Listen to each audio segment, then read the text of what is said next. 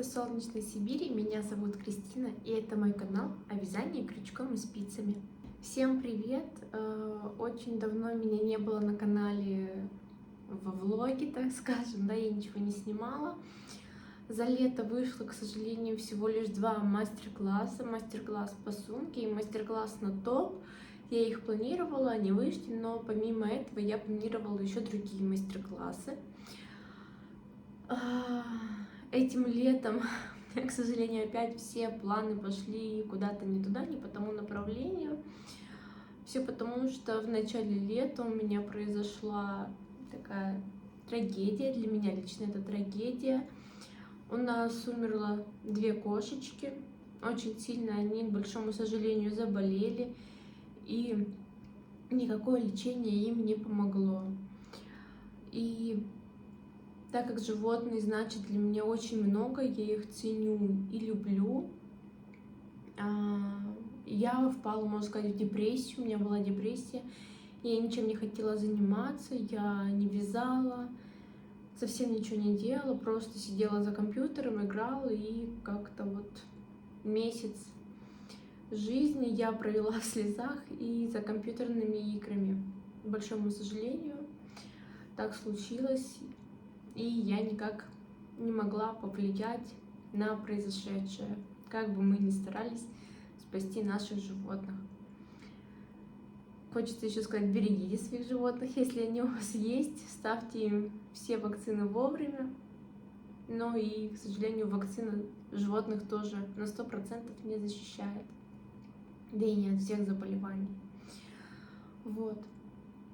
Было очень тяжело, я очень сильно погрузилась в плохие эмоции, ничем вообще творческим в этот момент неохота было заниматься, просто спала, ничего не делала, из дома не выходила практически, и было достаточно сложно пережить этот момент. Но меня, так скажем, спас мой психолог, консультации не прошли даром, я выбралась из эмоциональной вот этой вот волокиты, как мне из этого груза, все было очень тяжело. У меня так случилось, что за последние 5 лет уже погибло 4 кошечки, и 3 умерло у меня на глазах. Это очень тяжело, когда твое любимое животное вот так вот погибает, и ты не можешь ему ничем помочь. Вот, поэтому еще смерть вот этих кошечек двух была для меня ударом. Я ничего не вязала. За лето, я, можно сказать, связала ничего. Все, что я хотела снять по мастер-классам, связать для себя. Я ничего не связала, я покупала только пряжу, но, так скажем, каких-то готовых изделий я прям вам сейчас не покажу, потому что показывать мне, честно говоря, вообще нечего. Вот. Что хочется еще сказать. Если у вас случаются в жизни какие-то потрясения, обращайтесь за помощью к психологу, я не знаю, к близким, к компании единомышленников, тех, кто вас поддержит. И очень сложно справляться самостоятельно с какими-либо переживаниями. Спустя уже 2,5 месяца, можно сказать, я более-менее, я уже хотя бы не плачу и возвращаюсь в строй. Понемногу вяжу что-то выкладываю в Телеграме, но каких-то вязальных мастер-классов я не снимала, и на самом деле я не планирую сейчас, потому что я не знаю, не хочу почему-то снимать пока мастер-классы. Я готова делиться видеопроцессами, хочу вот снимать видео создания, так скажем, да, изделий, видеопроцессы, рассказывать что-то про расчеты, но это не будет как полноценный мастер-класс, я буду просто делиться какой-то информацией. Вот хочу еще показать сейчас работы, которые у меня есть. Это в основном все носки, и то их не особо много, я не носочный фанат, но вот что-то новое люблю повязать, люблю попробовать, это для меня как такой вызов, что-то новое изучить. Хочу начать с носков. Это обычные носки. Здесь как бы ничего такого вау нету, просто мне нравится цвет, такой яркий лимончик. Укрепленная пятка, просто красивый Цвет носочков это регги, тутти фрути. Номер цвета я не помню, просто это вот лимон.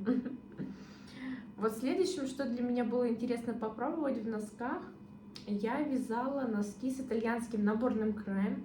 Это пряжа носочная Лана Гросса. Не помню ее полного названия, это твидовая. К сожалению, большому сожалению, на черных носках этого не видно будет. Я также показывала в Телеграме вот этот вот наборный край итальянский, но на черном цвете не видно, как очень все красиво и аккуратно получилось.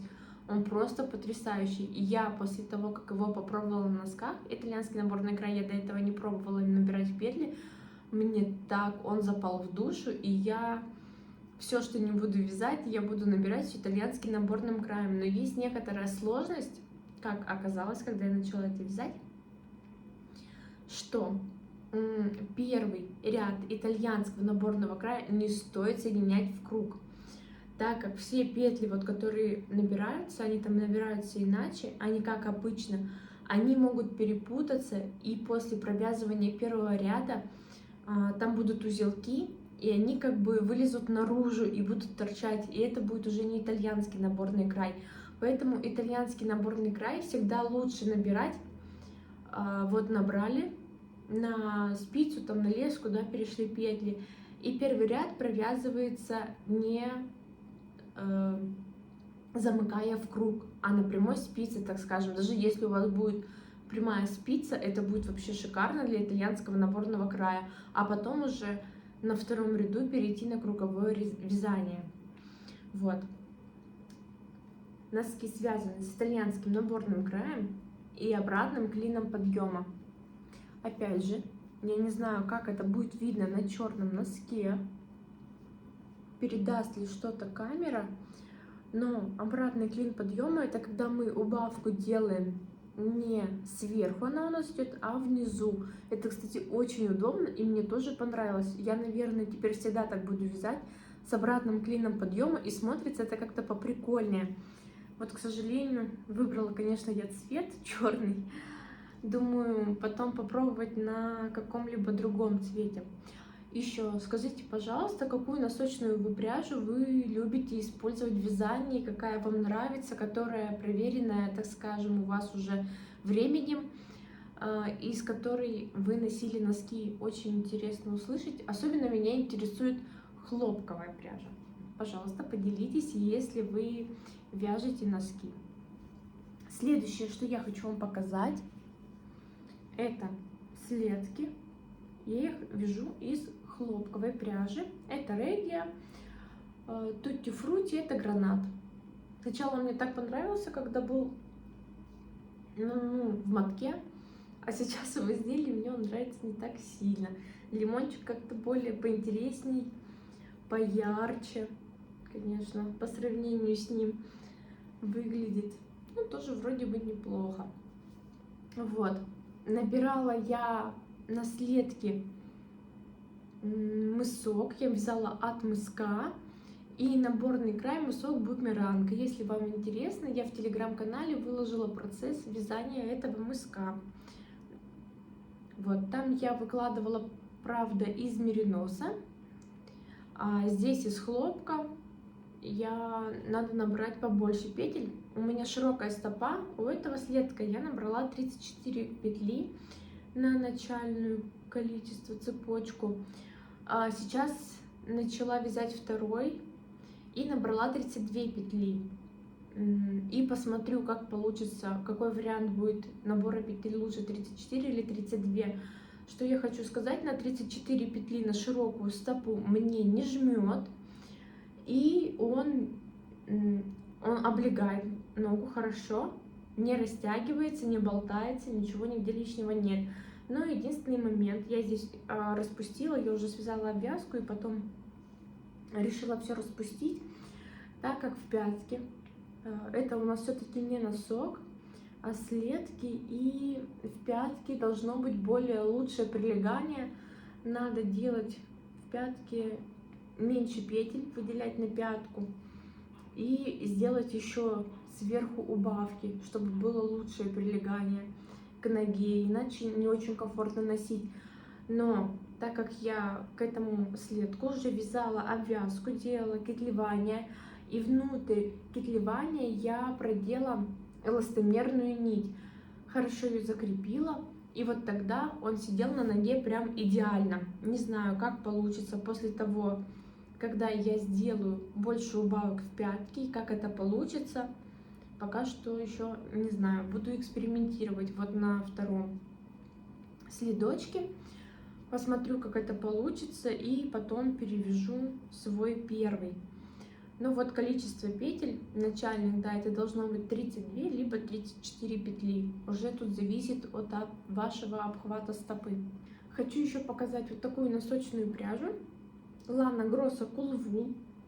Цвета вообще такие классные, яркие, сочные, как я люблю. Это мега мягкая носочка. Здесь меринос и полиамид. Конечно, меринос, он вообще мягчайший. Не сравнить в составе то, что шерсть, она грубоватая, но не колется. Для меня, для ног, для плечевых изделий она для меня колючая. То, что в составе вообще какая-то шерсть. А вот меринос шикарный. Если вы не любите носить носки из шерсти, меринос будет для вас отличным вариантом.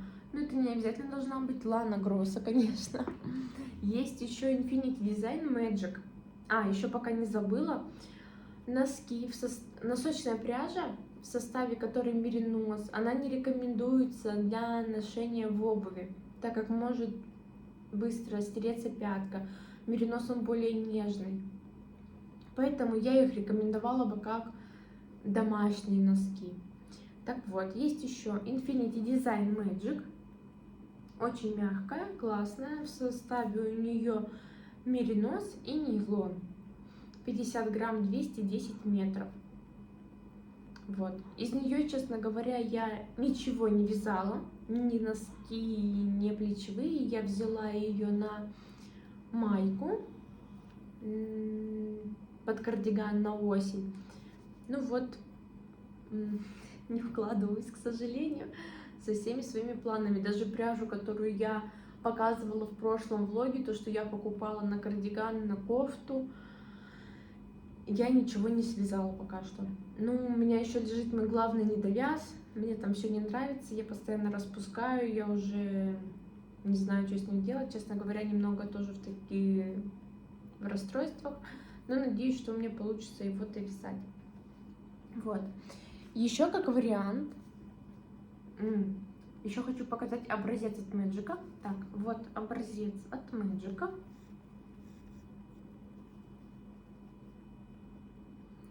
Петли поначалу могут ложиться не так аккуратно, как хотелось бы, когда мы вяжем, но потом после ВТО они расправляются и ложатся хорошо. Вот он прям такой мягенький, очень сильно приятный. Подходит для детей, для носочков для детей идеально подойдет, да и не только для носочков. Вот он прям суперский. И то, что мне еще очень сильно понравилось, пряжа Infinity Design Ideal. Во-первых, мой любимый цвет, меня очень сильно подкупил этот винный оттенок. Смотрится дорого, шикарно, превосходно. Не знаю, какие еще слова к нему подобрать. В составе у него альпака, меринос, нейлон. Будет хорошо держать форму. 50 грамм, 175 метров. Эта пряжа также хорошо пойдет для носочков. Ну, также лучше для домашних, а не в обувь. Вот. Образец. К большому сожалению, камера не передает вот этого пушка, который выделяет альпака, так скажем, да, пушок от альпаки. Он очень классный. Его, так скажем, не так много, да, как от пуха норки. Он не лезет, он красивый, он приятный. Вот если вы любите, я знаю, многие любят добавлять ниточку мохера, чтобы был вот этот небольшой пушок, то здесь никакой ниточки добавлять не надо. Вот эта альпака, вообще обожаю пряжу из альпаки. Она просто мягкая, как облачко, это во-первых. Во-вторых, вот этот ее небольшой пушочек, такой элегантный, не знаю, как сказать, ну, смотрится просто потрясающе. Да и цвет в данном варианте тоже классный.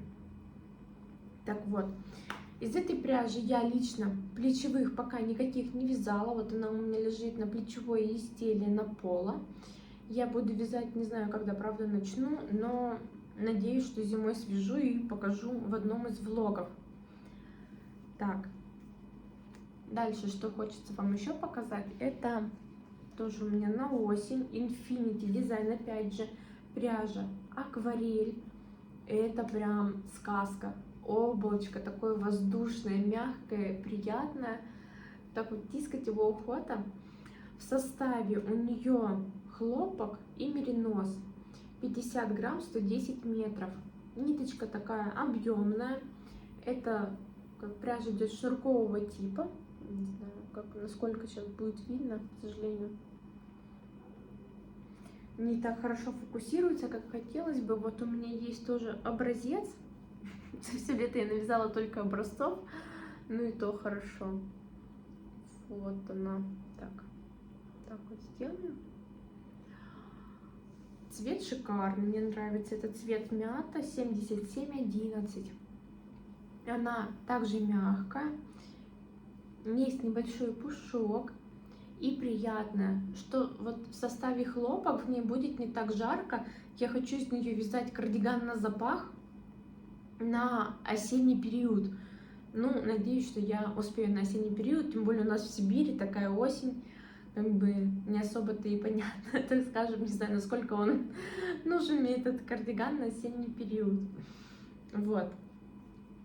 Посмотрим, когда я успею его связать, потому что у меня столько еще было проектов на лето, которые я не связала. Юбку я там тоже показывала в прошлом влоге. Я ее не довязала, естественно, что очень бы мне хотелось, но, к сожалению, не получилось. Ну, что поделать, всякое бывает. Следующее, что хочу показать, образца я пока не вязала. Это Lana Grossa Campo. Цвет меня подкупил. В составе хлопок, вискоза, лен. Такая она приятная, мягенькая ниточка. Так, у нее, секундочку, 50 грамм, 165 метров метраж. Такая, я не знаю, будет видно или нет, скрутку нити. Не видно. Хочу еще сказать, что вот с таким составом есть пряжа у Infinity Design Cotton Linen и у Sandnes Garn. Состав одинаковый. Вот у меня есть Cotton Linen с таким же составом. Но вот тактильно они немного отличаются, точнее. Не знаю, как описать даже эту разницу, но ощущения разные. Образца пока из Кампа у меня нету, я еще не вязала. Не знаю, когда буду. Хочется начать вязать осенние процессы, так как уже осень вот-вот стучится в окошко. Начинаются уже дожди, уже не так жарко, хотя вот сегодня плюс 30 на улице. Все-таки лето еще у нас есть. Я, к большому счастью, все свои летние наряды успела выгулять. У нас лето было вообще шикарное в этом году. Было очень жарко, хотя я не люблю жару, плюс 30 это прям вообще перебор. Сложно в такую погоду гулять летом. Люблю долгие прогулки, но погода говорила обратное. Но лето замечательное. В прошлом году было похуже, в прошлом году было больше дождей. В этом году из-за того, что достаточно жарко, если дождь был, то на следующий день он уже все испарялось, асфальт достаточно горячий, и от дождя не было и следа. Вот. Чем еще хочется поделиться, это моя такая главная покупка этого лета, так скажем, которую я давно хотела. Набор спиц от Chiagu. Вот, кстати, у них вышел еще набор новый Forte 2.0 карбоновых спиц. Я почему-то не захотела его покупать. Не знаю почему, там отзывы мне некоторые не особо понравились. И у них идут, конечно, лески в наборе и красные, и лески свив, которые серебряные. Лески свив большинству людям вообще не нравятся. У них крутящийся патрон. И вот соединение у лески свив от Леских спицы. Многим не нравится, оно какое-то не такое, и что пряжа у людей цепляется, особенно у тех, кто плотно вяжет.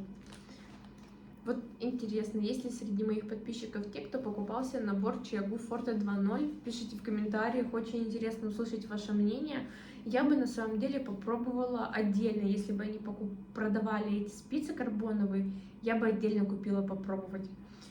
Мне больше в тех спицах нравится чехол. Выглядит, конечно, просто потрясающе.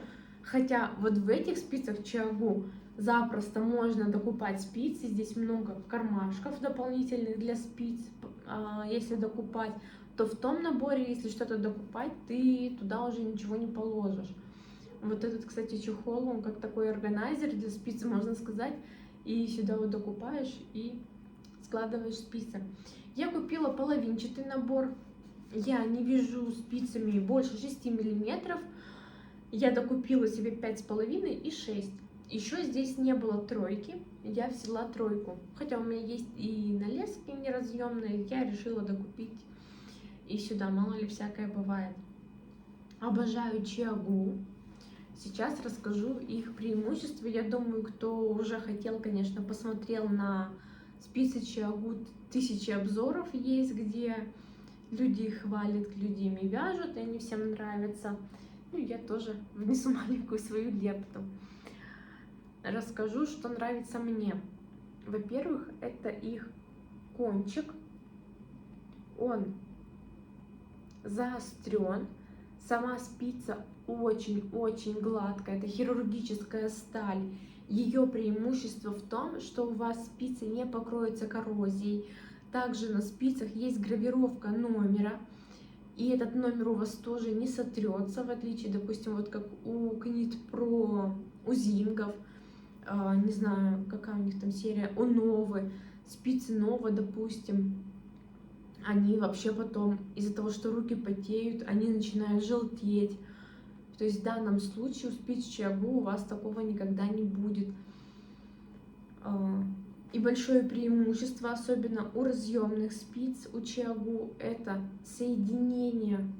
Когда мы присоединяем леску к спице, оно вообще, можно сказать, идеальное. Да не то, что можно сказать, оно и есть идеальное. Ничего нигде не цепляется. Идеальный стык. И даже, ну не сказать, что это разъемные спицы, как обычные круговые, там тоже ничего нигде не цепляет. А сама леска, так это вообще находка. Я не знаю, конечно, как можно без них жить. Честно говоря, я когда начала вязать спицами, я сразу попробовала Chiagu. И все, это, конечно же, любовь с первого взгляда, когда другой уже совсем ничего не нужно. Это как крючки Тулим для меня, они тоже идеальные, они премиальные. У них заостренный кончик, легко вяжется, все гладенько, все очень красиво. Леска, конечно же, сама леска от спиц Chiagu. У нее нет памяти запоминания. Видите, я ее вытаскиваю из пачки, она сразу прямая, ничего не перекручивается. В вязании это удобно. То есть вот я ее скрутила, хоп, она назад вернулась в свое состояние. Еще большой плюс того, она очень легкая. Но, конечно, леска Свиф, она легче, чем красная. Но вот что сам вот патрон, переход от патрона к спице на разъемных спицах он цепляется, к большому сожалению. Но в плане того, что Свиф, она еще легче, чем красная леска. Хотя я пробовала после Chiagu, попробовала Knit Pro Mindful серию. Спицы похожи на Chiagu, но вот леска, конечно, вообще не очень. Она тяжелая. Сразу, когда начинаешь вязать, чувствуется вот этот вот вес лески, и так становится дискомфортно и не очень. И цепляется даже на круговых спицах, ну, по крайней мере, у меня, не знаю, из-за того, что, может быть, я плотно вяжу, у меня цеплялось вот это вот место перехода от патрона к спице, и это было не очень приятно. Но первое для меня было это вот что леска была тяжелее, и у нее есть память запоминания, то есть она перекручивается, не распрямляется сразу. Вот. Тяжесть лески для меня имеет большое значение. Я всегда говорю, пряжа может быть любой. Дорогой, дешевый, неважно, с любым составом, но спицы — это наш инструмент, который берегут наши руки, когда мы и так там вяжем, я не знаю, кто-то вяжет по 16 часов. Я вот сейчас сбавила темп вязания, вяжу уже, может быть, часа 4 в день, иногда меньше. По-разному бывает. Но поначалу я вязала, могла прям вот весь день сидеть, вязать часов 14-12 в день, как вот, не знаю, на настоящую работу ходить. Типа так сидеть, а то весь день вязать. Конечно, руки очень устают. И хороший инструмент, он всегда бережет наши золотые руки, которые нам еще очень нужны. Тем более такая болезнь, как артрит, ее надо обходить стороной. Возможно, есть какие-то мази, наверное, для ускорения как для разогрева кровообращения, чтобы кровообращение было лучше, надо почитать. И все-таки для какой-то профилактики мазать руки такими кремами. Если, может быть, вы знаете или сталкивались с таким, напишите в комментариях, будет интересно узнать. Хочу еще сказать, я для пробы, я вообще на дереве никогда не вязала. Мне нравились, как выглядят спицы Knit Pro Symfonia, очень красивые, подкупает всегда красота, естественно. Но я решила все-таки отдать свое предпочтение Чиагу, раз я ими вяжу. Я попробовала бамбук.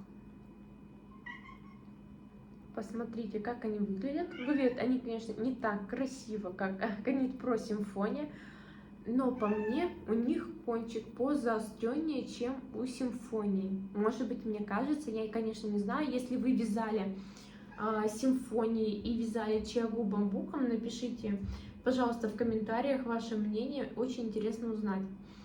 Так вот, купила я их для летних составов, так как достаточно скользко вяжется на металле все летнее, и петли ложатся не так аккуратно.